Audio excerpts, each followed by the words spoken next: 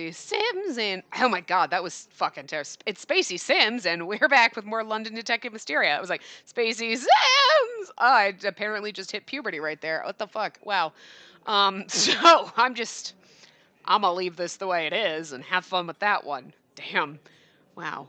Uh, okay, so more London Detective Mysteria. Whee! Oh! Anyway. So I just want to point out, like, again, I pre-record, so for you this is like a week or two behind when I recorded this, but this is the last day. I don't even know what's going to happen the next episode we record. I don't think I have time to record it right after this. So I'll probably record it tomorrow, which is a Friday. Today's a Thursday. Tomorrow's a Friday, and tomorrow I'm getting a new TV. So after like 5 fucking years, not even, it's been at least 3. 3 years of going back and forth and being like, oh, I need a new TV. And like every time it's like fucking Black Friday or whatever, or Cyber Monday, I'm always looking and I'm like, oh, but should I do it? Like, I don't know. And then I never do it. And then I'm like, well, shit, now everything's expensive. And then I don't. And then the next year I'm like, I don't know. I think this is the 3rd year that I've sat there and done it. Right. And then I had like a $10 coupon from Best Buy. And I was like, okay. And then they had sales on TVs. And I looked and I'm like, and I actually found one. I'm like, huh, this actually isn't a bad price. Like, I could manage. Like, that's fine. I mean, it probably cost about as much as the TV I currently have. But like, guys, I have like a 32-inch TV. And it's getting a little small. I'm getting old. It's getting hard to see. And I'm like, is it on my couch? And my couch is not that far from my TV. So it's not like, okay, it's just me watching it. I don't need a giant TV. I really don't. I was like, 43-inch should be good. The 49-inch was only $20 more, so I just don't even know what's going to happen. Like, I don't even know. Playing video games is going to be like, what the fuck? Because I sit like maybe 2 feet from my TV because I slide my computer over, I get on a bouncy ball. Because, like, my remote is hooked up to my PSTV, and it's the cord is not that long on the PlayStation remote. Like, I know, but I can't sit on my couch because I wouldn't be able to read this because I'd be like, what the fuck does that say? So, like, I have a feeling now I'm going to be able to sit on my couch, which is going to be a bad thing because my couch sucks. Like, it's a nice couch, but the cushions are the shittiest foam ever. And, like, I have to flip them and rotate them. Like, I've got to the point where it's got to be, like, every day because you just sit and it's like, and you get up and you're like, I mean, what am I, like 800 fucking pounds? Like, that's like pancaked on one side and it's like, and I'm like, so the bouncy ball is nice. Gives me a break from sitting on a lopsided, stupid ass mushed cushion where it literally looks like I've been sitting in the same spot. Like, you know how like couches, like you get that like, well, it's been like 20 years and you can see your butt dent. That happens after a day on this fucking couch. It's so bad. I really need to get better foam. Like from Amazon, like order foam and like replace it because like the couch itself is nice, it's cute, it's nice, but it was not worth like this thing was like over $1,000. Okay, I had coupons, I had discounts, blah blah blah. I think I paid like 800 for it, but still, it's not worth the fact that I'm still paying this shit off. And I bought it a couple years ago. Like I'm still paying the fucking credit card off for that. Like no, not fucking worth it. I could have gotten like a $30 fucking couch off Craigslist. I would never use Craigslist. I don't want to get murdered. I'm sorry. I've never used that. But, like, seriously. Yeah. Wow. Like, fuck the cushions on this thing. But it cleans off really nice because, the bird poops on the couch. So it's just really easy. Just a wet washcloth and it's like it's brand new. It doesn't stain. It's amazing. The cushions just suck. So, you just need new foam, I guess. But anyway. So I don't want to sit on my couch is what I'm saying. Like, I don't want to. Like, it looks not comfortable, but I don't know how it's going to work if I'm sitting here and I'm going to be like, oh my God, I'm in the game. So it's going to be fun. It's going to be fun for whatever we record tomorrow. You will know because I will be like, holy shit, what the fuck? I'm like in the words. Anyway, that was my 5-minute ramble. So, where were we? Right, hunting down that dude, chasing him around in the house that is the fucking museum, because this was the museum background. Thank you very much. Don't try to fool me, game. I got you. Got my eyes on you. I see what you're doing. Anyway. We searched around as much as we possibly could, scrutinizing every guest and inspecting every corner, Yet for all our searching, Mr. Acton seemed to have all but disappeared. How could we have lost him? Just like that. I'm so sorry, Spacey. If I hadn't been so distracted, this wouldn't have happened. Please don't be. I shouldn't have looked away either. But we mustn't give up. The party isn't over and we might still have a chance to question Mr. Acton. Oh. I'm curious. What do you intend to ask him? My head spun around in a panic. There, standing directly before me, was the kindly young man from earlier. What business do you have with him? Me? Well, The truth is, I'm an admirer of his. Ugh, that excuse was awful. Absolutely awful.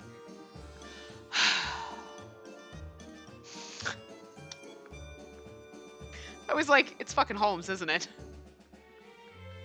Like Sherlock Holmes. When there's like a male guest knocked over a cane and did this, I was like, that's so fucking Sherlock. I wish I had said it. Like, because I have these ideas in my head, like the old, like twice now I've been like, it's Sherlock Holmes, isn't it? And it has been, and it would just have been funnier. But yeah, all right.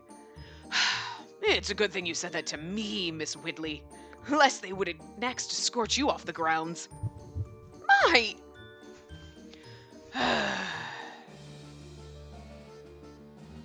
Oh, or was it actually Holmes? It was one of the Holmeses. Anyway, God help us. I think it's Holmes, not... Because it would have said Sherlock Holmes, right? God help us. The man led us into a hushed tone out of sight before tussling his hair and moving bits and pieces from his brow and mouth. Well, no wonder he sounded familiar. It's one of them. Yeah. I mean, my guess was literally it's Sherlock, but this is still fucking hilarious. Oh my god. We're idiots because we never I mean, I understand we wouldn't recognize his dad, but we've seen him so many times. We should recognize him. Girl. Holmes, it was you? I hadn't a clue. You're an awful sport sometimes, Holmes. Are you in any position to talk when you kept quiet the entire time? Watson, you knew? Well, I've seen him in disguise before. You might have told me. I'm impressed you were able to fool everyone into coming here. Of course, I do find myself rather adept with smoke and mirrors. That's so great. Oh, but that means you were the one who led Mr. Acton away earlier. How? It was simple. I told him, quite urgently, mind you, there was someone within these grounds who would take his life. Anyone who has reason to consider the idea plausible and not some farce wouldn't dare take the statement lightly. It provided ample time to speak with him in private as well. That's an aggressive approach. It suits you. Another boon to place a purported target on his back was that his lips were quite loose. To placing a purported target on his back. I didn't read that right, but it's okay. He confirmed, for one, that a former acquaintance by the name of Colonel Moran has requested financial assistance for Spellbound, as he did before. And there we have our connection. Though it's not a surprising one. The man has to have more money than he can spend to hold a party this extravagant. I wish I had more money than I could spend. I'm not even kidding. I would try valiantly to spend it, but I still wish I had more. I will try as hard as I can to spend money and just like, but it just keeps magically reproducing itself. That is a problem. I got 99 problems, and that sure as fuck not one of them, because that would be a great one to have. Just saying. But the most important detail is yet to come. Mr. Acton believes it's very possible someone associated with Spellbound has come here today. He's been reluctant to part with his money for this organization, and they've since responded with more increasingly viable threats and some manner of force to change his mind. And that must be why he has so many bodyguards. Speaking of changing minds, I'm so pleased you changed yours. I worried you weren't going to investigate the clue your father gave us. Balderdash. It's like shenanigans. Balderdash. That's a great game, by the way. It's like an old-timey game. That was fun. I used to win that game because I was really good at bullshitting people in that game. Well, because, you know, like, if Balderdash, like, there's, like, a game board, but, like, it's basically, like, it gives you something and you have to make up a definition for it, and there's the card that has the actual definition, and then there's ones that everybody makes up. But everybody would always make up things that were fucking obvious. Maybe I just played with a bunch of idiots. I don't know. Like, they would always make up things that are obvious, and you'd be like, ha, that's funny, but it's not the real answer. And I would, like, legitimately make up shit that sounded right. Yeah, and I won that game all the time. I can't win Cards Against Humanity because nobody just, like, that's so appalling! And then nobody does that, and you're like, seriously? But that's funny. Also, in Cards Against Humanity, it's every single time you give a card and you draw one, you're like, this is the perfect card for that question! You always draw the card after the fact that's perfect. It's like it never fails. It's fucking Murphy's Law. It sucks. Anyway. Balderdash. Just love that word. We should just use it more often. I'm not here because of him. I'm here because I suspected you two would waltz headfirst into danger. No. You're also here because you're dead. I'm just saying. My, you were worried. You're so sweet, Holmes. Thank you. Don't twist my words into some florid fabrication. And you don't lose your head, Holmes. And by the way, where's Mr. Acton now? I had him hide inside the mansion. I feel that whoever is after him remains in the garden. In fact, I'm sure of it. Should we stay alert for signs of anyone wishing to meet with him? Eek! Master, no! I have no idea if it's a man or woman, but... What just happened? Curses. The shrill cry coming from the stairs was enough for each guest at the party to stop their conversation and shift to a murmur. Holmes, meanwhile, ascended the mansion's stairs at breakneck speed. This is not a good place for you to be if somebody just died. Holmes! Holmes, wait! Master, how can this be? The door to the room furthest inside the mansion was thrown open, and before it was a maid, weak at the knees and slumped on the floor, she appeared deeply distraught, her eyes focused forwards. He's dead. I was nearly the same upon entering the room, and this is not good. Mr. Acton, please stay with us. The very same woman whose walking stick Holmes had retrieved was shaking Mr. Acton by his shoulders in desperation. I'm just saying, like, this is just another fucking thing for them to pin on Holmes. Wrong place, wrong time, buddy. His chest was damp with blood. His body did not move.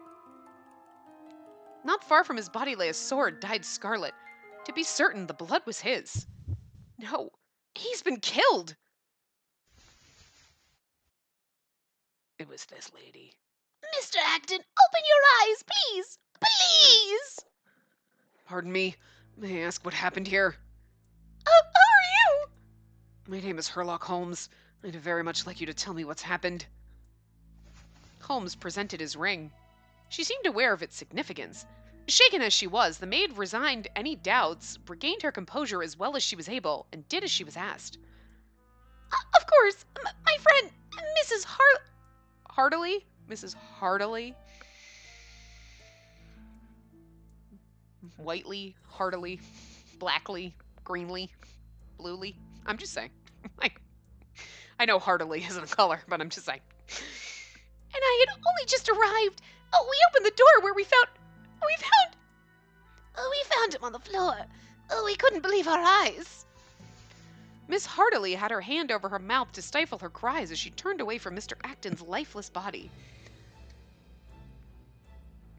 This doesn't feel real. I was only speaking to him a short while ago. She fell into Holmes's arms and began to sob. Holmes, unsure of how to react, could only watch over her. And she gonna plant something on you. I just don't trust... Look, I don't trust anybody on your behalf, Holmes. I'm just saying, this seems shady. I mean, the guy was murdered, but also they're trying to frame you for murder and shit, so I'm just saying. There was much to be done with the situation, and more was keen to come as curious guests had begun to wander in large numbers outside the room. What a cruel thing to do. Who could have done this? A murderer. With a sudden alertness, the maid then lifted her head and announced to her newly gathered audience, I know who did this too! The statement caused a stir.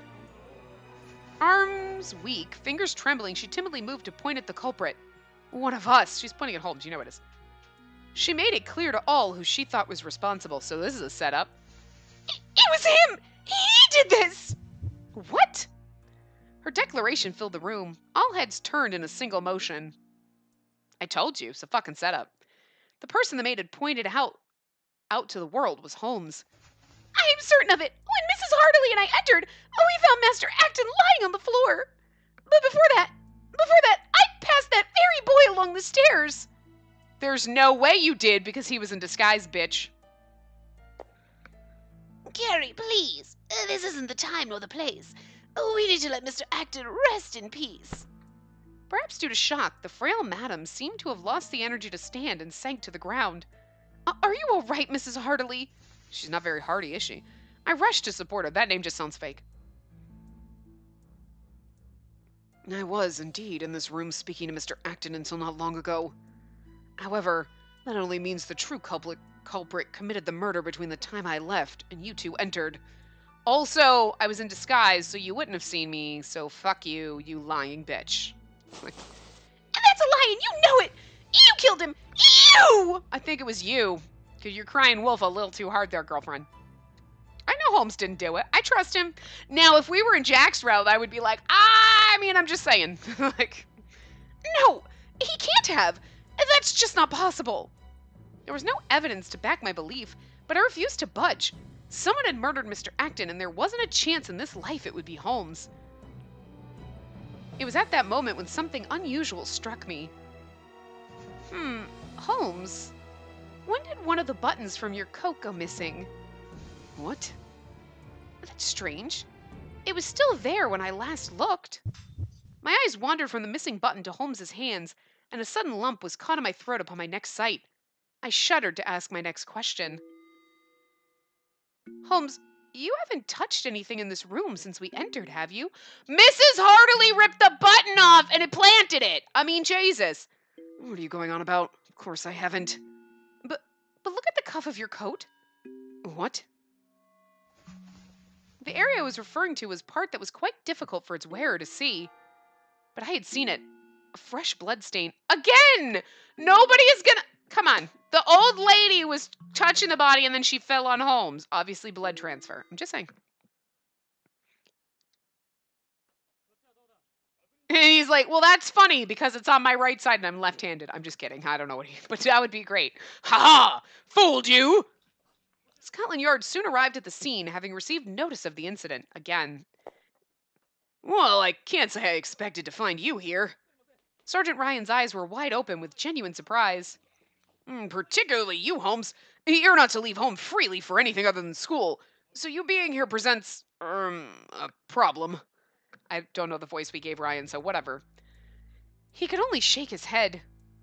I've been made aware of the situation. Listen here, Holmes. And this was found clenched in the left hand of the victim. Might you be able to confirm if this is a button from your coat? Yes, it is. When did Mrs. Hartley have a chance to put it in his hand? I've also heard further testimony from the maid, Miss Carrie Front. Front and Hartley. Hartley just not front. Front. Yeah, she's a front. It's a front for this whole sham of an operation. Come on, those names are so fake. It's like Carrie fake name. For fuck's sake. She tells me she walked past you leaving Mr. Acton's room when she was bringing him medication for his stomach. Can you confirm this? That's correct also. I was on the first floor landing at the time, soon after exiting his room. First you managed to sneak away without alerting the police, and then you stir up trouble whilst here. This certainly doesn't bode well. Hold on a moment. Why are you so quick to assume this is Holmes' doing when you don't have any proof? Well, I mean, they've got some really good circumspect evidence. And again, I'd like to point out, though, could any one of us raise our hand and be like, I just want, if Holmes was gonna murder people, do you really fucking think he would have left clues behind? Like, are you that fucking stupid? Come the fuck on. Use your goddamn brain. That's Ryan on the head. Like, you're not the brightest bulb in the shed, are ya?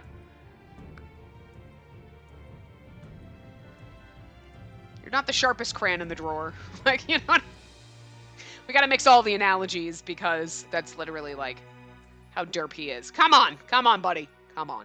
Anyway, pardon, we do have proof. He said it with a disturbing degree of confidence.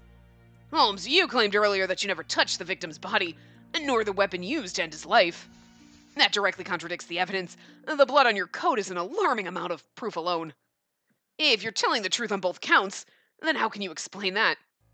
I don't know, but the fact that I never touched Mr. Acton is the indisputable truth. I'd like to believe you, but we're in this mess because it's disputable. I'd be like, wait, Mrs. Hartley. As it stands, the most plausible explanation is that the blood soiled your coat when you stabbed the victim using a decorative sword in his room. He naturally resisted and grabbed your coat, which explains how the torn-off button was in his hand. That simply can't be true, and it's so not. Oh, come on. There must be another explanation. Won't you allow us to investigate the crime scene? We have Her Majesty's rings. You can't refuse us that. Forgive me, but there's nothing I can do. He shook his head again. He truly did not seem to take any pleasure in the situation. Unfortunately, this is a crime that goes beyond allowing your freedoms. And Holmes is already a suspect for a previous murder. As you're close with him, I couldn't possibly permit you to perform a formal investigation. Well, you're gonna fuck it up because you're an idiot. This game makes me so angry. You're making me angry because this is bullshit. I told you it's gonna just get worse. It's like, everything will be okay. Oh, fuck. Like, and it wasn't. Oh, shit. It's only gonna get worse before it gets better. Like, this is not, it's gonna get worse, dude. This is not, it's going downhill fast. Should I allow you on the scene now, he would be in a perfect position to destroy evidence that further points to his guilt. We cannot take that risk. He would never want us to cover up a crime for his sake. For anyone's sake. I really am sorry, but what you're asking just isn't possible. And now please stand down or I'll be forced to charge you with obstructing our investigation. I will fucking cut you, buddy. I'm going to jail. I'm so going to jail. Men, you'll need to keep a stern eye on all three of them. There was no longer any room for back answers. Yes, sir. Our apologies, sir. With no reason to be left at the scene, we were escorted away and kept under constant watch. I'm afraid Holmes has to come with us as a suspect for the time being. Several officers had us surrounded on all sides. They were leaving us no chance to escape. If we don't do something, Holmes will continue to be treated as a murderer. I'm honored by just how much effort our foes have put into ensnaring me. They're cunning fellows, it seems. The most... when did Sherlock get here? Whoa! The most pressing issue is learning their next move. Mr. Holmes, is that you? One of the police officers standing near us gave a very surprising response. Just fucking... Can I... Oh, Sherlock. I still love Pendleton the most, but you're just getting up there with just your, like... He's just, like, everywhere. It's fucking great. You're like, this is great. I love it. God. He wasn't a simple officer, but Sherlock Holmes in a police uniform. Voices down now. I may not be able to act freely, but that won't keep me from investigating what I'm able. And you thought it was wise to infiltrate a police investigation in one of their uniforms? Where did you even manage to procure such a thing? Oh, let's not waste time with the unnecessary. Complaints and questions can come another day, Junior. Oh, do whatever you please. There's no keeping you from a crime scene, is there? He was derisive, but there was something to it. More the air than his face or words that made him seem the tiniest bit relieved to have his father present. He's like, Daddy, I need you. And he just doesn't want to cry. Oh, Holmes is having an inner breakdown right now. He's like in there like, Daddy, help me. I don't know what's going on. That's so adorable. Oh, father-son moment. It's beautiful. I mean, it's internal and he's not making that face. But you know inside. It's just imagine it. If only he were capable of expressing such things aloud. If only he could ask his father for help. If you find anything out, please let us know directly. Watson certainly wasn't shy about it. I will. Now you three take care. We cannot rule out that whoever is responsible for Mr. Acton's death is still in the mansion. With that last warning, Mr. Holmes left to inspect the crime scene. He raised not even an eyebrow of suspicion as he wandered inside. I'm baffled. How did one of your coat buttons end up in his hand? I was just pondering the very same thing. Holmes mumbled whilst looking down at his coat, his thoughts swimming to find any sort of plausible explanation. When I revealed myself to you two, the button was intact. I am certain of that. That only leaves the culprit a short time to have taken it. But when? When Mrs. Hartley fell on you. Jesus Christ, am I the only one? Like, come on.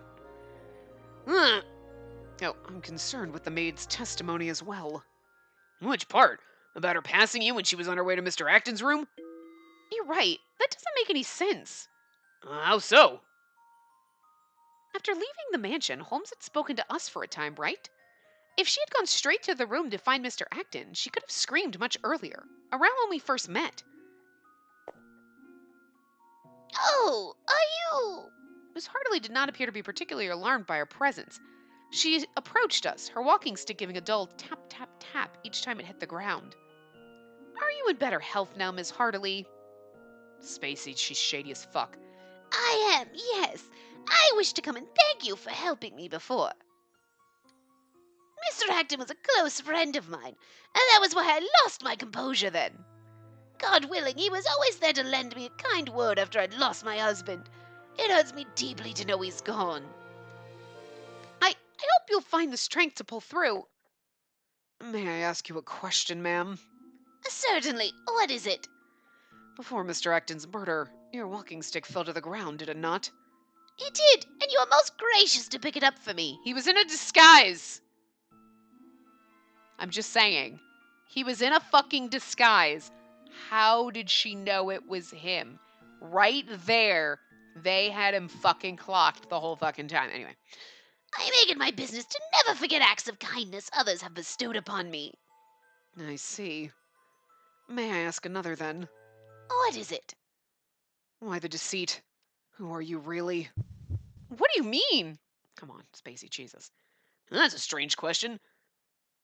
She looks like an ordinary young woman to me.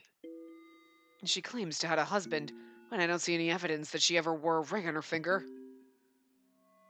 And when I helped her, I was still in disguise. Despite that, you knew it was me when we met again. You saw it through it even when she could not. Smoke and mirrors won't work against those who do the same. They know precisely where to look when unraveling deception. Wait, then... I shifted my eyes from Holmes to Mrs. Hartley, but as I did, she vanished out the first floor window. It happened so fast, only the three of us noticed. After her! Disregarding our watch, we hurried to meet her at the garden. Tackle her! Tackle her! This is the perfect place to end it! No, I know, we got 30 minutes left. Haha. Checkmate before dawn. Oh God, is it our checkmate or their? Like, I don't know. This is just making me so like stressed out. Like, no! I know it'll wrap up okay, but it's the stress before it. Like, look, I'm stressed out about enough things. I don't need this in my life. Don't do this to me, game.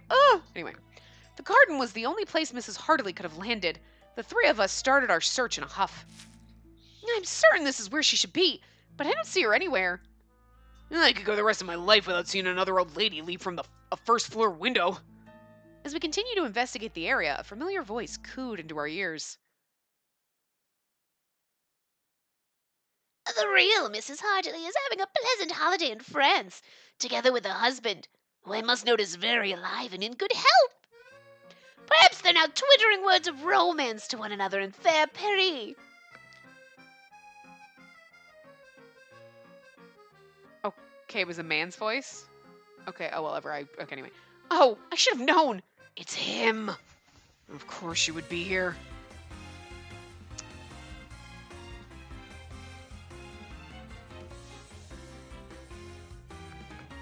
Why is Lupin here? I'm sorry, I have like a familiar voice, and I was like, and then I read it, and then I was like, there was a part of me that was like, you can't say it was Lupin in disguise, because Lupin wouldn't frame Holmes for murder. So he must be here for some other random reason. He was not Mrs. Hartley. There's no way. No, I can't believe that. No, because her eyes are brown and his eyes are like a gray color. Anyway, I don't know what he's doing here, but I'm not going to complain anyway. I'm so very honored to see you again. Your dessert for the eyes, Spacey. I saw the spa, and I was like, I got confused. I was like, spa, what? Wow. As we turned, we were met with the beaming smile of this gentleman thief, who looked not the least apprehensive being in the presence of three detectives. I love Lupin. Because I just love the dual personality. What cause there was for so white a smile, we didn't know.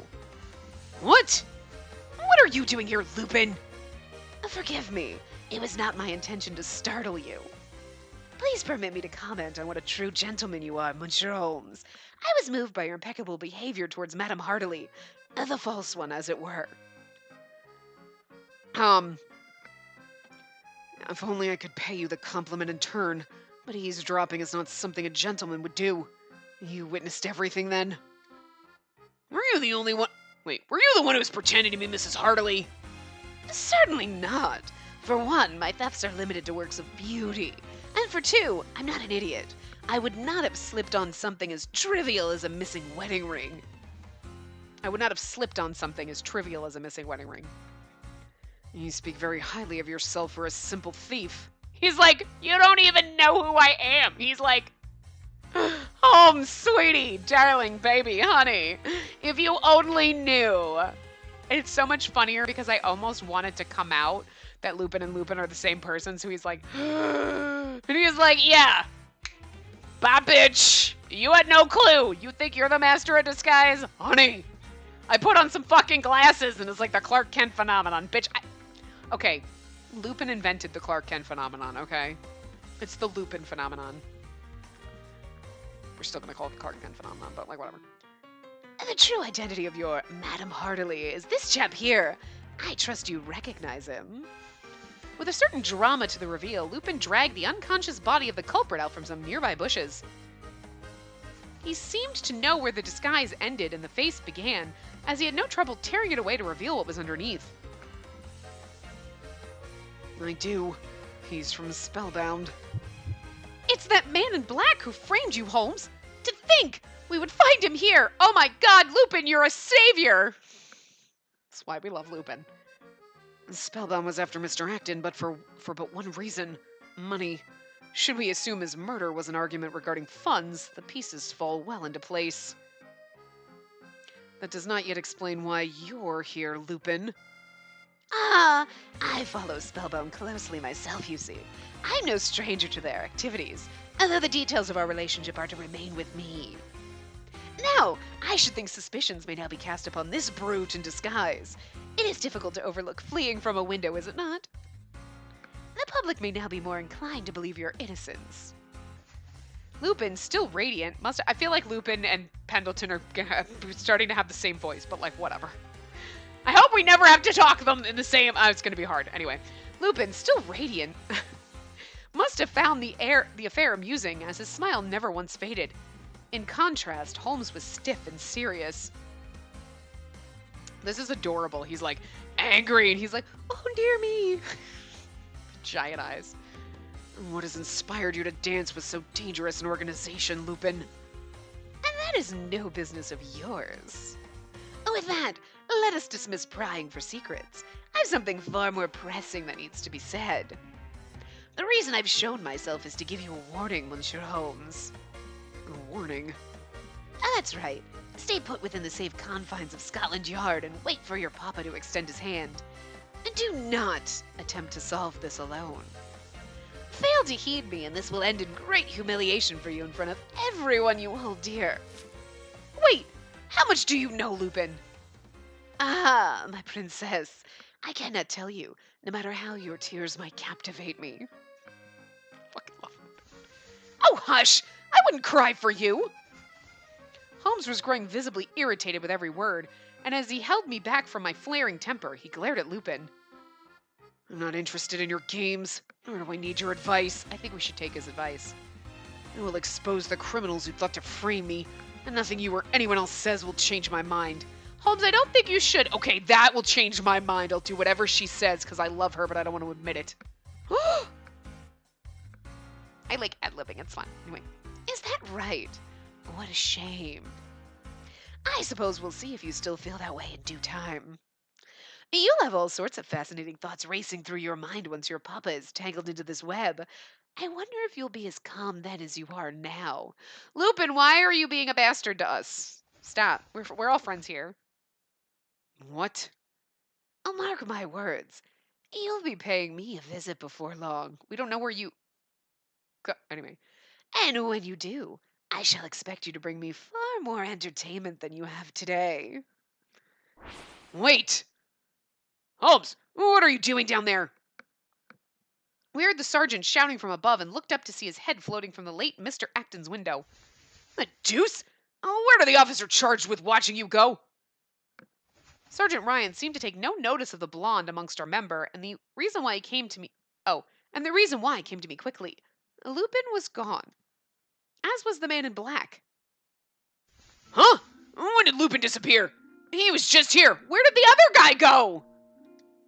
And the man, goodness, could Lupin have taken him? I can only think he fled when we were distracted, but we weren't distracted for that long.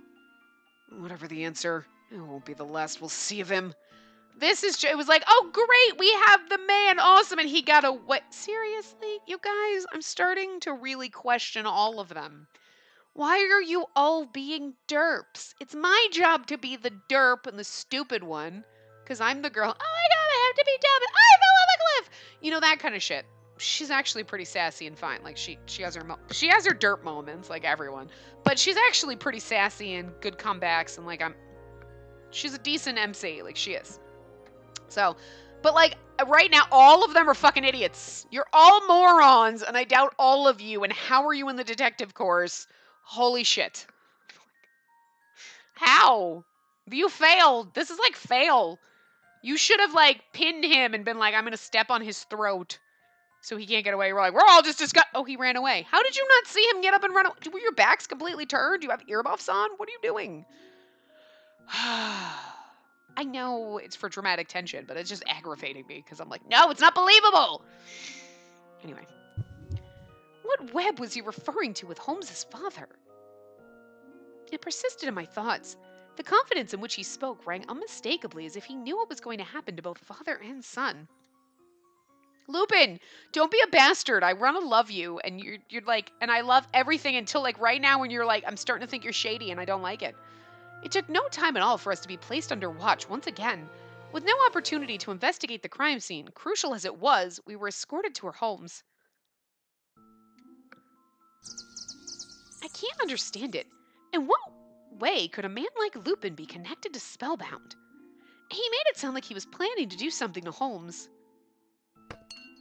Is this about yesterday? Pendleton was partly occupied clearing away the tea set from breakfast when he asked the question. Yes, we encountered Lupin again at the crime scene yesterday. You see, he is certainly proving to be a man of many surprises. Quite amusing in itself, since his flair for surprise appearances is not entirely surprising in its own sense. Quite, and funny we should mention him. There he is in the paper. I picked it up and began to read aloud. Gentleman thief Lupin extends notice to dearest detective H.H. What a curious headline, I mused. With piqued interest, my eyelids glided down to the meat of the story. H.H. stands for Sherlock Holmes, doesn't it? I'm astonished Lupin would send something so provocative. I ask that you not try anything rash, my lady. I feel you're too quick with your warnings compared to how you used to be. Well, I don't believe I've had any success in stopping you till now, so warning you is the most I can manage. Oh, now I feel guilty. He looks so distraught. Still, this notice is suspicious when paired with yesterday's events. Might it be a trap? As I sat with the paper in hand, musing over the affair, Alicia entered. Pardon me, my lady. You have a visitor. Do I? Whom? We weren't expecting anyone, and it's so early in the morning for a sudden visit. I would agree. I did ask if they would wait whilst you finished your breakfast, but, She hanged her head apologetically, and as though on cue, Watson came bursting through the door with all the energy of one far too awake for this time of day. Simmer down, puppy. Spacey! Sorry for barging in so early. Watson, what has you so flustered? Did something happen? Fuck. It's Holmes's dad. He's been taken away by Scotland Yard. Mr. Holmes has been arrested? For yesterday's murder. They now suspect he's the culprit. Truly, the news was a better dosage of morning caffeine than any tea. Don't they think it's a little fucking suspicious? Anyone's like, this is really fucking suspicious and shady, right? It's totally. I needed no further convincing to accompany Watson to Baker Street. There, the two of us waited for Holmes's return. Well, did you talk to him? Only relatives were permitted to see those under arrest by Scotland Yard, and so we were left with no other options but to rely on Holmes for information.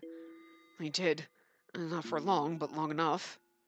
Rumor has it that Mr. Acton's maid, Carrie Front, was murdered in the servants' quarters of the mansion last night. Another murder? Let me guess. Little old Mrs. Hartley stabbed that bitch and then bolted. And the very maid who pointed the finger at you at that.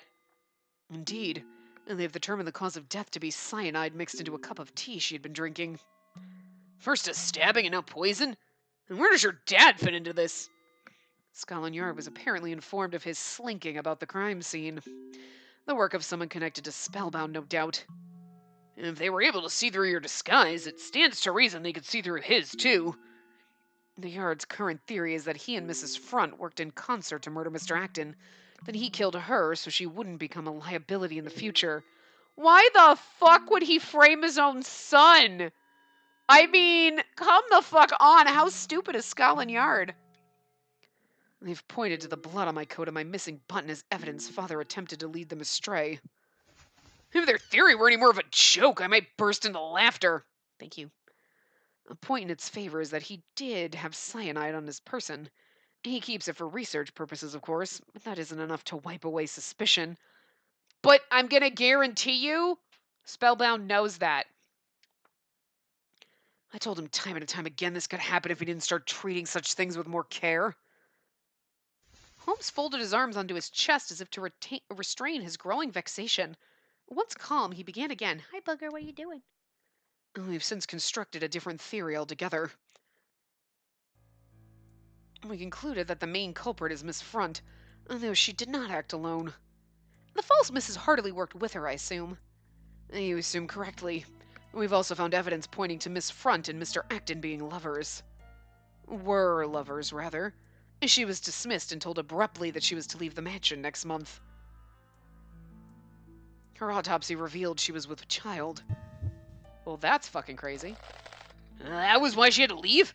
How could anyone with a bloody heart do that? I don't know, but what an ugly thought it is. Colonel Moran was the one who wished to extract financial support from Mr. Acton for the organization, and this would be a golden chance to eliminate him using Mrs. Front's personal grudge. The Colonel's name stood out in a lingering sort of fashion. I'd never heard the name until that foggy evening, and now its utterance seemed to bombard me with an increasing frequency. She had waited until I left the room before making her way there. Ostensibly, to bring him the stomach medicine he always takes after meals. In reality, she exchanged it with something to put him to sleep. It was only after the medicine had taken effect that Miss Front used the ornamental sword in the room to end his life.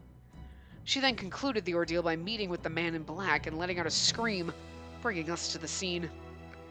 Then she only claimed you were the culprit to divert everyone's attention from the man in black?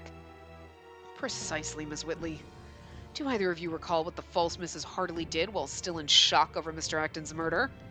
Yeah, she was consoled by you, wasn't she?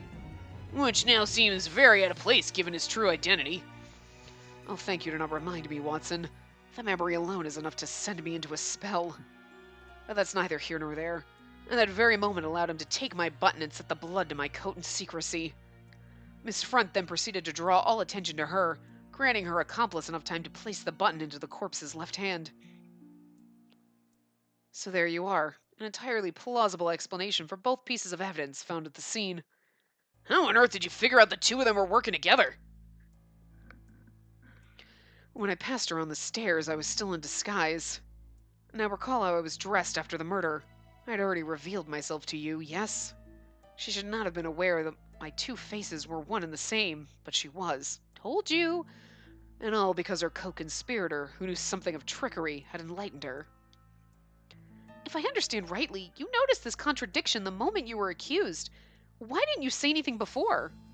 Because I did not yet know where and who the co-conspirators were. I thought it best to let their scheme proceed as planned and observe for evidence along the way. A worthwhile decision, it would appear. I don't know how you kept your head on the way you did. I can't say I would have done the same. His actions were, indeed, worthy of applause, and I would have been quick to remark as much had one more question not come to mind. I looked to Holmes after a pause. But then who killed Carrie Front? Lupin mentioned that he was connected to Spellbound, but you don't think he would do such a thing, do you? The possibility did cross my mind, but no. He's not the type of man who would commit murder. It's more likely someone else from within the ranks. And whilst we were agreed on the circumstances which took place, my 3 minutes allotted for a visit ended before we could discuss in more detail. 3 minutes? You discussed this in 3 minutes? 3 minutes of substance for the man content to argue for 10 minutes straight over nothing at all. May I ask if he was in good health? If good health means the same, then yes. He is a machine with a mind for his investigations and nothing more. Our hopes upon meeting him that he would be disconcerted with his new accommodation. One hopes upon meeting him that he would be disconcerted with his new accommodations, but he instead expressed concern for my own well-being. Holmes. His father being in a cell had slowly begun to haunt him externally. Stressed lips were pressed thin, otherwise bright eyes now hung half-lidded, and his color was very grim for even simple fatigue. Is there nothing we can do? You're still under watch, Holmes, and now your dad's been arrested. Drawn out spellbound through Mr. Acton is no longer an option for obvious reasons. Are we really so spent on clues? What you doing, buddy? What? You're being weird. Hi. Give you kisses because I love you. Silence. This was not just Holmes' response, but mine and Watson's as well. And yet in time, Holmes unfolded his arms and expressed a plan. We're going to have Lupin tell us what he knows. Our destination was the Tower of London. The three of us paid no mind to the officers assigned to Holmes as we discussed the notice sent by Lupin. This is something. Lupin's target is a brooch with the cut of the South African Culinian diamond? Is that Culinian? South African Culinian diamond. Culinian the 7th? Yeah, okay. I was like, wait, Roman numerals. Oh, yeah. I gotta count the 1, 5, 6, 7. Okay. Oh. I suppose it's only a matter of time before he was lured by the world's largest diamond. Oh my god, I have settings like this. Culinian 1, where the Great Star of Africa is set into Her Majesty's royal scepter. 2 to 4 are all set into crowns used by the royal family, I believe. Meanwhile, Culinian, I can't say that. Culinen? Culinen? Whatever. 5 to... Well, that's 9. Okay. I'm still... My brain is like Culinen? I don't know. They stop with the word... Whatever it is. I was saying Culinian, wasn't I? And that's so not right. I'm just... My L's are all... I can't. I could just... You know I can't fucking read. Anyway. 9 are exhibited in the Tower of London. They're all national treasures in their own right. Still... Of much more concern in the immediate term was Lupin's notice, proudly presented on the front page as if he were no wanted criminal. It stated... A gentleman thief Lupin extends notice to dearest detective H.H. Tomorrow night, when the clock strikes 9, I shall seduce the Queen of Diamonds, Culinen, 7, and escort her away from the Tower of London's exhibition. Watson and I had prepared ourselves for the event without delay, but Holmes had other ideas. Lupin's notice is solely meant to taunt me. This entire case is effectively a mess of mine and my father's. It has nothing to do with you, Miss Whitley. You should return home at once. No! I won't be going anywhere but with you. Holmes was not prepared for any sort of objection. His eyes widened for a brief moment. And it truly was brief. He resumed his frown before continuing.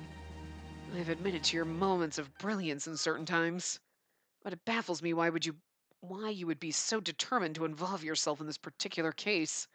It's because... I cast my eyes downwards.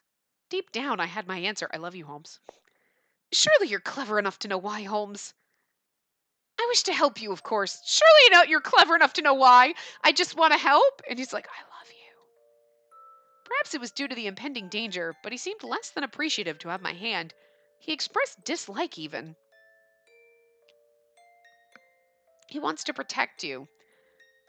And unless we're getting the bad ending, then he's like, gross. I mean, who knows? I don't know. Miss Whitley, I'm left wondering if you fully understand the gravity of what lies ahead. Lupin specified me, and only me. His invitation all but states this is a trap to make my predicament worse than it already has become. Danger notwithstanding, I've been backed into a corner to which there is but one means of escape. Accept his invitation and uncover the truth. Should you refuse to stop now, there's every chance you could be left in the same position as me and Father. I know. I really do. But this case means something to you, doesn't it? I can't go home and pretend it means nothing. I reached for Holmes's arm. I hadn't meant to get in his way. I was not so optimistic to believe such a small act would hold him back. And yet if Holmes's future ended the way I feared so sincerely, there'd be no turning back time. I was standing in this moment, daring to take the risk, with odds stacked higher than I could see, and yet, it was worth it. If I could save him, then any risk was worth it. So much nerve. Huh. Do what you like. It's all right. It is. On the condition that you stay close to me, I will glue myself to behind you. I will literally wrap myself around, cling onto your back like a monkey. Hey, what's up? He turned on his heel and faced ahead. Oh, thank you, Holmes.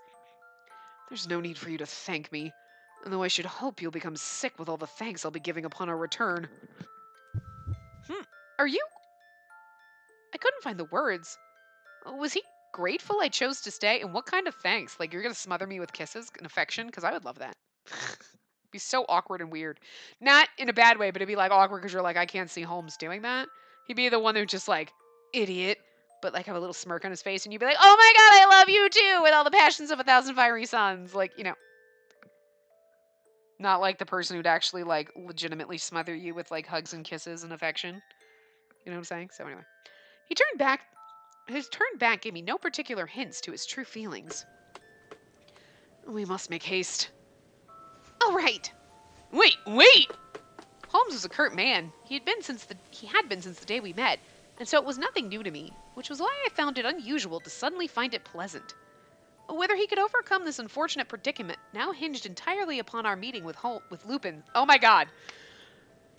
Entirely on our meeting with Lupin. What the fuck just happened, my brain? Wow. Our confidence renewed, I did away with frivolities and mentally adjusted focus back to the mission at hand. There was work to be done. That evening, the Tower of London was filled with guards from end to end. They're likely here for Lupin, I surmised as I observed the scene. He would not have an easy time stealing the diamond with this much security. We were well aware of the many tasked to watch over watch over Holmes, who was still a suspect for murder. I don't know why I can't read this game. I don't understand. And here you are, Holmes Jr. You haven't taken the house arrest as well as most. Is staying in one place that damn difficult for you?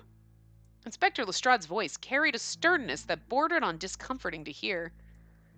I won't ask you to rescind your orders, but I should like to humbly request you permit us to assist in guarding the Tower of London tonight. A suspect for 2 murders asking to play officer? I would have to be mad to accept. Mad, perhaps, but I have my suspicions that the murders at Mr. Acton's mansion, the murder I was framed for, and tonight's events are connected by a thread. Listen here, I'm not smitten with the idea of you 2 being murderers. I don't want to believe it, but I am who I am, and I have a duty to uphold as an inspector. I don't remember the voice we gave him, so I was like, whatever. Every time he talks, it's going to be different. There's evidence Lupin is connected to a criminal organization. The very thief's testimony, in fact. In light of this, I have something I must ask him. I could see that it's unusual he would name you in his notice. Please, Inspector. He did name me as you said, and I'm here to accept his challenge. I understand that, but still. Why are you so opposed? Because I'm still a suspect? I didn't steal anything. I murdered people. It's different. Inspector Lestrade fell into deep thought. He only faced Holmes again once ready to respond. You don't speak of this lightly now, do you? Correct. Can you swear that on Her Majesty's ring? Absolutely. And if I were to tell you to hand it over for the time being, would you? If that's what it would take to persuade you, then yes. But that's proof your abilities were recognized. Very well then, give it. Holmes handed his ring to the inspector without pause. Have you thought this through, Inspector? If this turns for the worse, you could lose more than your job. Ahem. Were you not aware? They came to witness the day we throw that dastardly thief in handcuffs once and for all. No, you won't. Can't very well turn them away in good conscience, can we? I'm losing his voice. It's becoming, I don't even know. But anyway. Thank you very much, Inspector. He's like, not you. You didn't give me your ring. Remember, I've accepted your help, but you're still to remain under police watch. I can't compromise on that. Thank you. The thanks carried a special, quiet intonation beneath it which did not go unnoticed. Inspector Lestrade, satisfied, turned and departed to continue preparing for the evening ahead elsewhere. With the looming threat of the gentleman thief nearing, he seemed worn thin by the sheer amount of security that was to be arranged under his direction. This is delightful news, isn't it? We're about to, witness a robbery. This is delightful. Now you can accept Lupin's challenge. Indeed. He's a reputable devil of a man, however. Cannot afford to take my victory for granted. That goes for you as well. You must never take your eyes off him once he appears. Of course, I won't. The way in which he said this was very soft, kind. And I took that kindness well, nodding firmly in turn. Well, you should. You should never take kindness badly. Were anything in this plan to go wrong, the nation would likely view Holmes with more contempt than they did now. But that was why I was here, swearing with all my heart that such a thing would never come. I hope I don't have to make fucking choices. This is going to go bad. I truly believed in him, and I wanted my support to be his sword in battle. The sun continued its gradual descent below the horizon, until which 9 p.m., the time Lupin specified, was soon upon us. We'll go for a little longer. On the uppermost floor of the tower was a most gorgeous display, and the diamond brooch he laid claim to rested in security. Scotland Yard, ever frustrated with the elusive nature of the evening's antagonist, was determined to ensure that every speck of dust was being accounted for. It was to be assured that not even a mouse could find its way in. Police officers were nearly packed shoulder to shoulder. It was a strange sight to see. Stay very alert. We only have 40 minutes left. I know. Still, just where did Watson go to get something to eat? He's been gone for ages now. But he did say he'd barely eaten all day. He must be famished. Holmes gave a gentle sigh in the cold night air. It wasn't long ago when Watson left the vicinity to see if he could find some dinner, or something to nibble on at the very least. He's been kidnapped. That left me and Holmes alone, awaiting his return. It becomes much too cold, much too fast once the sun is down. And though I still required a coat during the day, I missed what little warmth the sun provided in the waking hours. So piercing was this particular night that I thought I might freeze to my bones if I stayed idle for long. As the trickle of cold became a prickle, I began to rub my hands together in hopes for a modest heat. I feel as though they've turned to ice. I wonder how Holmes is faring. I glanced over in his direction. Upon closer inspection, his body had a striking rigidness to it. I turned my gaze away and back to my hands. They were on the verge of becoming numb. Miss Whitley. He's rather stiff. Could it be the cold? Or is he anxious for Lupin's arrival? Miss Whitley. Someone call for me? Spacey. You've never called me by my name before. The change was so unexpected that I looked to him again. Yes, well, I never... Herlock. Spacey? Herlock? Oh, it's like we just had sex. It was all I could think to do. Perhaps feeling uncharacteristically meek, he made an effort to observe anything other than me until I said his name. Our eyes met, and then they parted. How awkwardly adorable. Perhaps he thinks me unladylike for calling to him. Achoo! Are you cold? You hopeless thing. With a click of his tongue, he removed his gloves and held them out to me. Wear these, Miss Whitley. Goodness, but those are yours. Are you certain? You're cold, yes? These ought to help. But what about you? I'll live. I should think it's natural you're a bit more delicate with your upbringing. Is that not so? Quite possibly. Then wear the gloves. Very well. Thank you, Holmes. You really are so sweet at times like these. Of course, they weren't anywhere near a perfect fit. My fingers would perform like a bungling mess if I were to try and do anything whilst wearing them. But they did well to protect me. It was only moments later that I could already feel the life returning to my fingers. Oh! CG right in our face, like, oh, hi! Where'd you come from? It's like being in a cozy blanket. I've now a clearer mind to think up all manner of brilliant crime-solving theories, just like you. As I recalled, Holmes never once let the weather dictate his investigations. It could be a blizzard outside, but he would press on until satisfied. Oh, this spirit over a pair of gloves. I've never met a detective so fickle. He should be fit to solve crimes at all hours and in all weathers, I say. That isn't what I meant. He may not be able to resist a dose of cunning with his commentary, but he did call me a detective.